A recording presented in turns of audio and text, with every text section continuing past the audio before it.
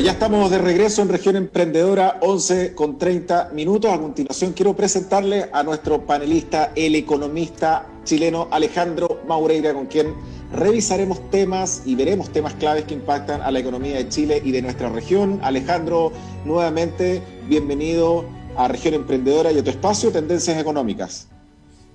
Muchas gracias. Hola Alexandro, hola a todos. Bueno, como saben, Alejandro es economista senior de Arthur & Berner Management Center, es director de empresas, docente. Además, participa activamente en el ecosistema emprendedor en Chile a través de Adventure Capital y a Maureira Co., donde ayuda a destacadas startups a polarizarse, capitalizarse y acelerar su crecimiento y perpetuar su participación en los mercados en que se desarrollan. Ha sido docente de reconocidas instituciones como Harvard Business Review, la Universidad Católica del Paraíso, la Federico Santa María, la Universidad del Paraíso, Andrés Bello, entre tantas, con más de 10 años de experiencia escribiendo en columnas en diversos medios en Chile y en otros medios, digamos, en otros lugares, como La Tercera, El Mercurio, El Paraíso, La Estrategia, etc. Alejandro, entremos de lleno a lo importante. Definitivamente la política en nuestro país se tomó el escenario económico y ha dejado ciertos temas sobre la mesa. ¿Se viene el fin de las AFP o no se viene el fin? ¿Qué implica eso y cuál es el escenario que tú visualizas? A ver, sí, efectivamente, como señalas, el tema político se ha tomado la agenda económica y dentro de ello está el tema de las AFP.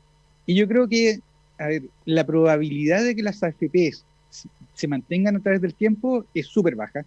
O sea, en otras palabras, yo creo que estamos viendo el final de las AFP propiamente tal, pero no necesariamente del ahorro individual. De hecho, las posturas que hay, por ejemplo, una de ellas es, oye, aumentemos la competitividad del sector y eventualmente que las personas podamos ahorrar donde nosotros queramos y no en una AFP. Por ejemplo, no sé, dejarla en un depósito a plazo y que eso que corresponda o tener, no sé, a través de diferentes organismos. Esa es, de hecho, hablando como de escenarios posibles, es uno de los escenarios que hoy día se está marcando. Entonces, técnicamente vamos a tener 3 escenarios con los efectos que ellos, digamos, tienen. El primero de ellos es el escenario de que se mantienen las FPs con el tiempo, etcétera, etcétera, que es el menos probable. Y después aparecen 2 escenarios. Uno de ellos es que el ahorro de las personas siga a cargo de nosotros, siga siendo, digamos, obligatorio, pero eventualmente tengamos diferentes opciones donde colocar nuestro ahorro, que en bancos, corredoras de bolsa, fondos mutuos, no sé. Eso todavía no está definido. Y el otro escenario que es, digamos, bueno, hay 2 escenarios que no son muy positivos. Uno de ellos es que eventualmente se acaben las FP de la noche a la mañana. Si se acabaran las FP de la noche a la mañana, obviamente mucha gente que tiene ese dinero y que lo necesita hoy en día, lo va a gastar y va a repercutir en su ahorro futuro, o sea, en sus pensiones futuras, personales. Y por otro lado, claro, la inyección que tendríamos de dinero en la economía sería tan fuerte que eventualmente tendríamos solamente inflación, generaríamos mucha inflación y al mismo tiempo que las empresas se quedarían, muchas empresas sin financiamiento, que es, digamos, es parte como de los ribetes que puede tener. Eso es si se acabara la AFP de la noche a la mañana. Por eso, el mantener el ahorro individual, pero que uno elija dónde, parece una opción bastante buena. Y por otro lado está claro, el temor a una nacionalización o estatización por parte de las pensiones, que si bien se ha dicho que es poco probable o lo que sea, es probable. En países como, por ejemplo, Argentina, debido a la crisis económica que ellos están pasando, decidieron nacionalizar el ahorro individual de las personas. Y lo que hizo el Estado fue tomar el ahorro, lo que uno tiene guardado en las FPs, y lo pasó a un fondo del Estado, etcétera. ¿Qué fue lo que pasó a continuación? Que se gastaron ese fondo. Entonces hoy día, por ejemplo, en Argentina, la gente ya no tiene ahorro individual y el Estado tampoco tiene el dinero para pagar las pensiones propiamente tal que corresponden. Que ese, digamos, es el tercer escenario. Y la pregunta es, ¿qué va a pasar con los adultos mayores? Exacto. Claro, ahí hay todo un tema que también, si bien yo soy economista, no me gusta mucho meterme en política, sí vale la pena decir que los caminos políticos que se están tomando desde el punto de vista técnico parecen no ser buenos. De hecho, por ejemplo, hoy día está agarrando mucha fuerza este tema de que digamos que parte del financiamiento de las pensiones de uno vengan de un aporte del empleador, que dicen, no, es que esto es con aporte del empleador. Claro, yo como trabajador y como ciudadano digo, genial, no lo tengo que pagar yo. dicen un aporte tripartito, las personas, el Estado y por otro lado las empresas. Pero ojo con una cosa, eso técnicamente significa lo siguiente: si a mí me sacan dinero, por ejemplo, si a mí el Estado me obliga a pagar algo que va en beneficio mío, perfecto. Eso, por ejemplo, las FP tienen ese tema. Yo ahorro el 10%, me obligan, pero al final ese 10% es mío. O sea, les gusta o no, es mío. Pero si es que a mí me obligan a sacar un 10% para ponerlo en un fondo común, eso técnicamente es un impuesto. ¿Por qué? Porque me están obligando a pagar algo que no es para beneficio mío, sino que de todos. Y eso es una forma de definir impuestos. Y por ende, cuando uno dice con aporte del empleador, técnicamente es un impuesto encubierto, o sea, porque dice, no, es que esto es aporte del empleador, pero al final del día es un impuesto. Y es un impuesto, si nosotros nos ponemos a pensar, es un impuesto a la contratación de mano de obra. Hoy día hay mucha gente sin trabajo, de hecho el desempleo, por ejemplo, en Arica aumentó, y ahora resulta que si aumentan ese aporte del empleador, técnicamente me están diciendo a mí, si tengo una panadería y quiero contratar un ayudante, que contratarlo me sale más caro. Más caro. Entonces yo tengo dos opciones: le pago menos porque me sale más caro, o eventualmente simplemente no lo contrato. Sí, o por ahí caen en la informalidad. Exacto. Ante la necesidad de que yo encuentre un trabajo y ante el costo de contratarte, oye, te voy a pagar menos del mínimo y al final es como que no está bueno. Y hablando de los impuestos, ¿qué opinas sobre el impuesto a la explotación de los recursos, el famoso royalty minero? Creo que es justo, y acá se abren también, digamos, tenemos que tener en consideración lo siguiente. Número uno, que los recursos naturales de un país tienen que ser para beneficio de todos los habitantes del país. Eso es lo primero. O sea, no podemos perder de vista que si dejamos que, por ejemplo, venga una empresa extranjera o una sola persona eventualmente explote los recursos naturales y saque todo el provecho, uno dice no, porque eso le corresponde a todo el país. Número uno. Número dos, que hay que hacer una diferencia entre los recursos renovables y no renovables. Están, claro, los recursos renovables y obviamente yo debiera tener un sistema de producción que en la medida que exploto los recursos renovables los vaya también renovando. Eso es, dejémoslo ahí. Y vamos al royalty minero propiamente tal. Cuando uno dice, ya, pero en el tema de la minería son recursos no renovables. Entonces, desde ese punto de vista uno dice, ¿sabes qué? Es justo cobrar impuestos a las compañías mineras. Entonces, desde ese punto de vista uno dice, sí, hay que cobrar impuestos porque al final todo eso le corresponde a todos los chilenos. Pero también tenemos que poner en la balanza, que esto es lo que uno dice ya, pero no hay que ser tan radical, y pongamos en la balanza lo siguiente: una compañía minera genera mucho trabajo. Estamos hablando de miles de personas. Sí. Y no solamente eso, esas miles de personas generan mucho trabajo indirecto. Para ellos hay que hacer comida, hospedaje, etcétera. Entonces la verdad que se arma un pequeño ecosistema y de esos ecosistemas también se pagan impuestos. Por ejemplo, las personas que hoy día trabajan en minería y que reciben buenos sueldos, parte de esos sueldos se va en impuesto a la renta, el consumo que hace va impuesto al valor agregado, entonces se genera toda una tributación debido a esos miles de trabajos. Entonces, ahí es cuando uno dice, sí, estoy a favor de un impuesto. Y el impuesto también debiera balancear cuánto empleo y la calidad de empleo que genera para una región eventualmente. Y con eso, eventualmente ir compensando, decir, ¿sabes qué? Usted debiera pagar tanto. Claro, pues, por esa compensación. Claro. Y dentro de eso aparece, solamente para terminar, la idea del royalty minero, solamente como para decirlo, royalty es un impuesto que se deja en regiones. Nuestro sistema tributario está hecho para que todos los impuestos que se recauden van a un fondo común y ese fondo común se reparte entre las regiones. Siendo yo que soy bien regionalista, digo, bueno, todos los impuestos que pagamos se van a Santiago y de Santiago eventualmente lo distribuyen a regiones. Los royalty tienen la característica que son impuestos que se quedan en una región. Entonces, desde ese punto de vista, cuando hablamos de royalty minero, estamos hablando de un impuesto a la minería, pero que la recaudación se quedaría en la región. Se queda en la región, no va a Santiago y vuelve, porque seguramente con los otros impuestos va 100 y vuelve 80. Puede darse el caso, y menos, ok. Bueno. ¿Se debería, a tu juicio, se debería bajar o mantener el impuesto a los combustibles? ¿Cómo, puede verse afectada la economía con ello?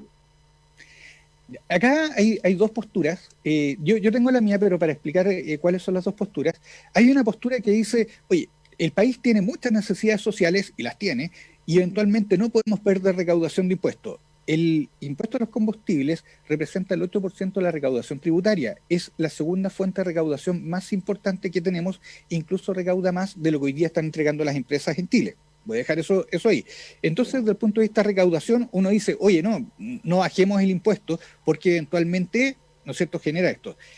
La segunda postura, digamos en esa misma postura, de ese mismo lado, equivocado porque yo estoy del otro, dentro de esa misma postura está cuando dice, no, es que el impuesto hoy día por la contaminación y los tacos, eventualmente hay que mantener el impuesto. Pero ahí es cuando digo, nuevamente me sale el yo regionalista que está dentro y uno dice, para un segundo, la contaminación de Arica, la contaminación de Casablanca, Valparaíso, Rancagua, o estamos hablando de la contaminación de Santiago, y estamos hablando de los tacos de Arica o estamos hablando de los tacos de Santiago. Entonces, desde ese punto de vista uno dice, ok, es un impuesto por sí solo centralista.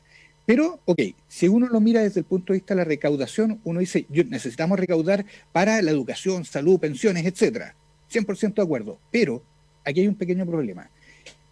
Los impuestos, como por ejemplo los combustibles, técnicamente impactan más a las personas de clase media y a los que tienen menos, porque el transporte se hace más caro y hoy día es ridículo estar destinando gran parte de nuestro esfuerzo, nuestro trabajo, solamente a movilizarnos. Hoy día movilizarse en Chile cuesta muy caro y obviamente estamos viendo que es casi obligado que nos tenemos que movilizar al trabajo, a estudiar, etcétera. Entonces, desde ese punto de vista, uno dice, para un segundo, este impuesto afecta eventualmente, principalmente a la clase media y también a quienes menos tienen. Entonces, desde ese punto de vista, uno dice, desde el punto de vista de consumo y del esfuerzo de las personas y el ingreso que estamos destinando, este impuesto no debiera existir. Y esa, digamos, es mi postura y que se debiera compensar con un impuesto mayor, por ejemplo, a las empresas, a las compañías mineras, etcétera, a las grandes empresas que suplan ese 8% que eventualmente falta. Sí, sí, toda la razón. Inclusive de repente mantener el impuesto y quizás bajar algo en las regiones. Sí, mira, qué espectacular, porque de hecho, una de las columnas que estoy preparando está orientado a eso, es decir, cómo la visión centralista que hay desde Santiago eventualmente hace que los impuestos que estemos pagando en regiones no se conlleven con la realidad. Un 19% de impuesto al valor agregado implica un quinto del costo de algo, un quinto. Y el ingreso per cápita en Arica, en la región de Valparaíso, en la región de Aysén, no es el mismo, son menores a los que hay en Santiago, que es donde se legisla y eventualmente aparecen estas leyes. Así es. ¿Cómo está el desempleo en Chile y principalmente en Arica? Porque entiendo que las cifras en Arica no son auspiciosas. El empleo nacional está como avión en turbulencia, está como en la medida que hayan cuarentenas, uno va para arriba y están todos felices, perdón, cuando salen las cuarentenas, el comercio apunta, etcétera, y ya empieza a haber empleo, y ahora que vienen de nuevo las cuarentenas, el avión va a bajar. Entonces el desempleo a nivel nacional mejoró, en la última medición estábamos en 10,4, ahora estamos en 10,2, una golondrina no hace verano y obviamente es marginal. Y en la región de Arica, desgraciadamente, el desempleo subió de 7,4 a 8%. Es una subida, digamos, bastante fuerte. Y la razón de ello, fíjense que nuevamente es política. Voy a explicar por qué es política. En el caso de Arica, los servicios, el gasto público, los servicios del Estado son un componente muy importante del empleo. Y es normal, entre comillas, que cuando hay cambios de municipalidades, cuando hay cambios, votaciones de gobernadores, cosas por el estilo, fíjense que eventualmente la planta que acompañó al que está saliendo, o al que se va a quedar, o al que va a ser reelecto, no sé, eventualmente disminuya. Y esa disminución eventualmente es lo que está explicando en gran medida el aumento del desempleo en Arica, el cual debiera, ¿no es cierto?, mejorar obviamente en los próximos meses, pero sin duda van a tener un par de meses con mayor desempleo. Así es, así es. ¿Cómo ha evolucionado el dólar en las últimas semanas, desde que nos vimos hace algunas semanas atrás, y cómo lo ves para las próximas semanas?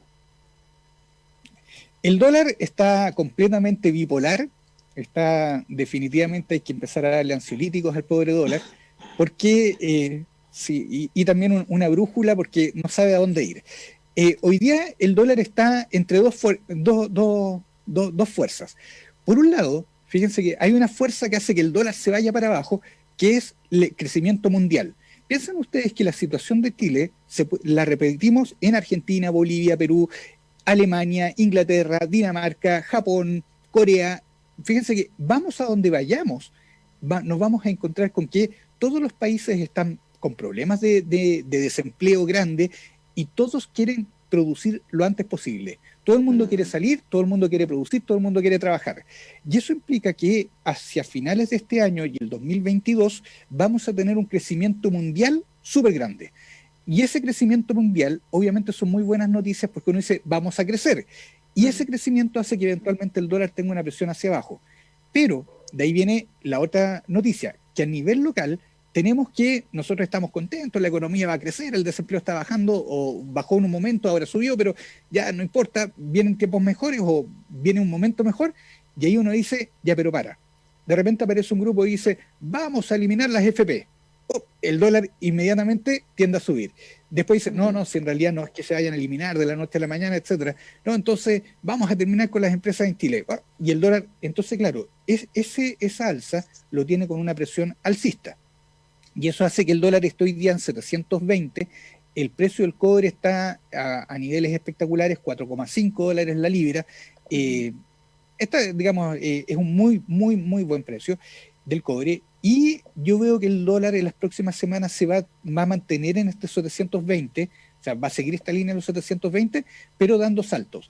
En la medida que tengamos malas noticias desde el punto de vista político, el dólar va a tender hacia arriba. Y en la medida que el escenario político eventualmente no sea tan de extremo, el dólar eventualmente debiera tender hacia abajo. Así es. Dándole un vuelco a esta conversación y un poco mirando cómo nos puede afectar o no lo que pasa en el vecindario, ¿sí? ¿Cómo has visto la situación en Perú, principalmente? ¿Cuál hubiese sido el escenario del punto de vista económico si hubiese salido Fujimori o hubiese salido Castillo? Son dos escenarios completamente opuestos que explican también en parte el desempleo de Arica.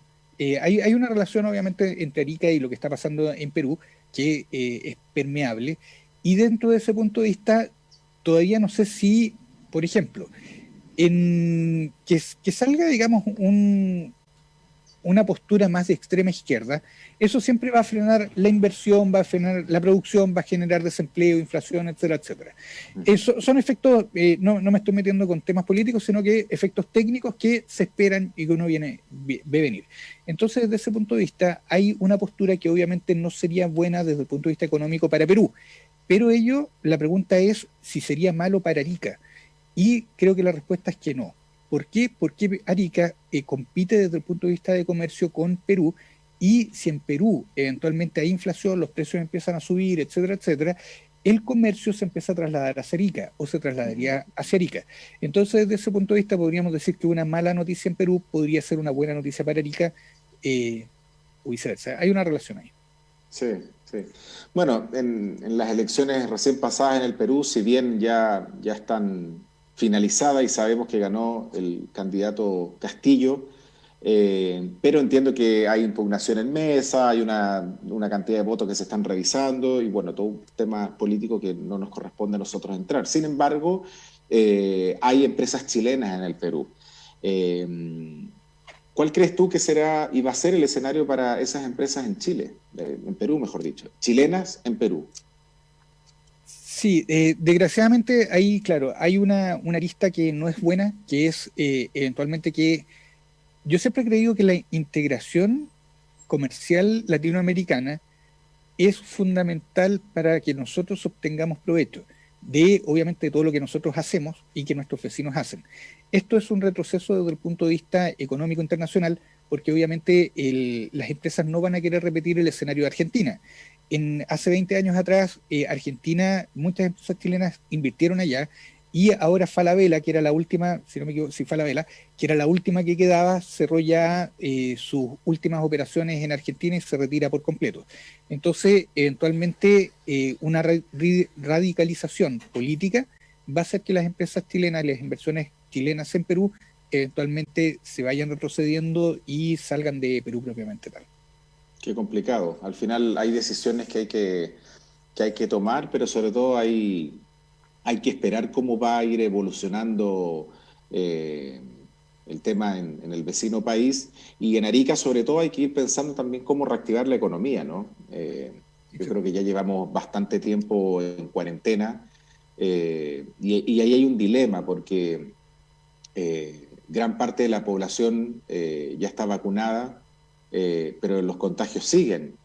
Y ahí está el dilema que es complejo porque hay que estar ahí para revisar los datos y para tomar decisiones respecto a levantamos la cuarentena, no hay más cuarentena y ponemos ciertas restricciones con todo el resto de las fases que hay en el plan paso a paso, pero eliminamos la cuarentena o qué hacemos, porque si no, al final es como el huevo o la gallina, al final le están matando la economía.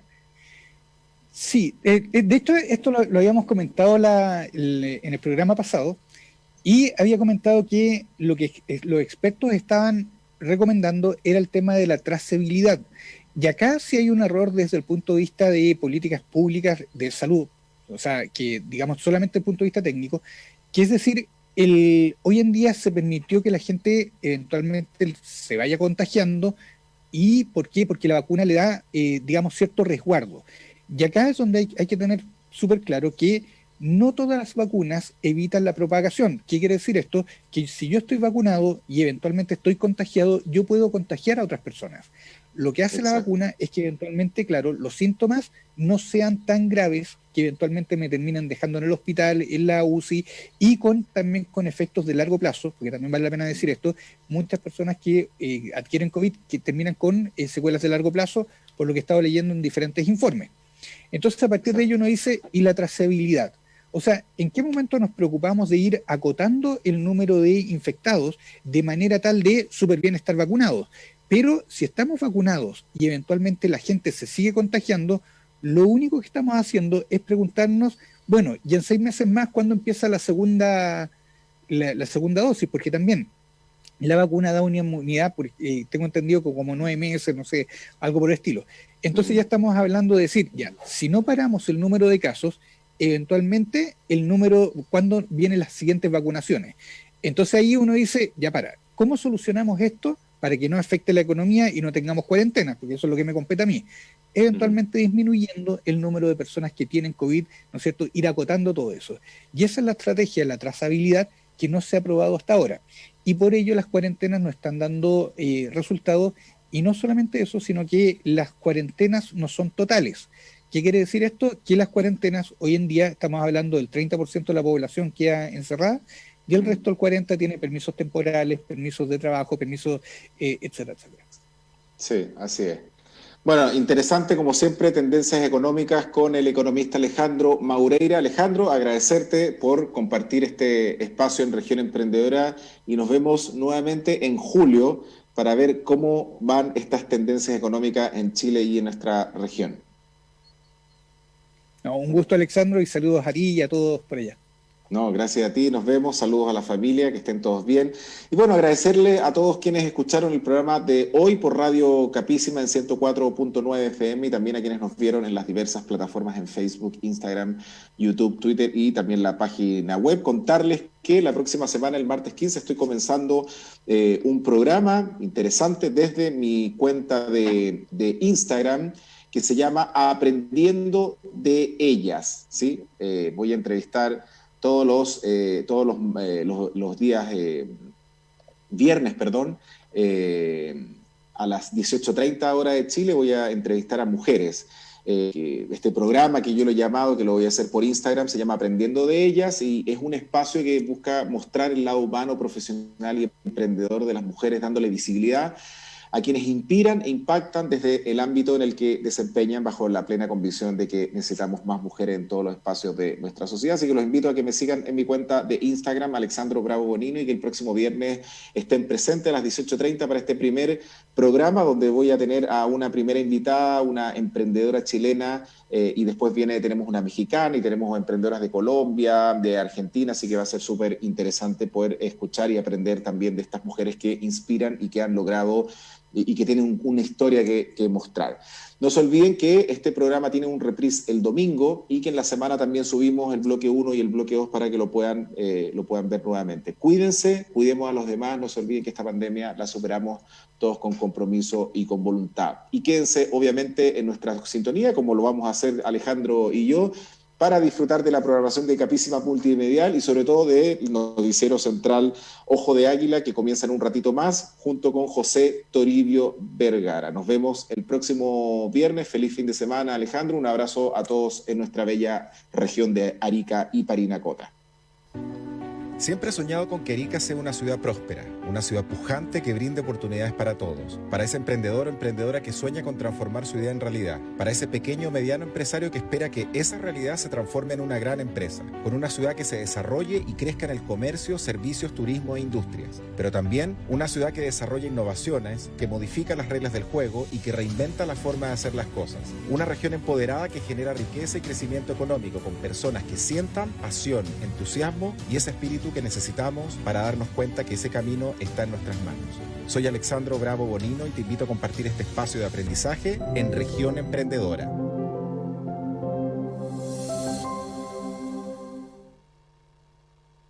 Escuchas Capísima Multimedial.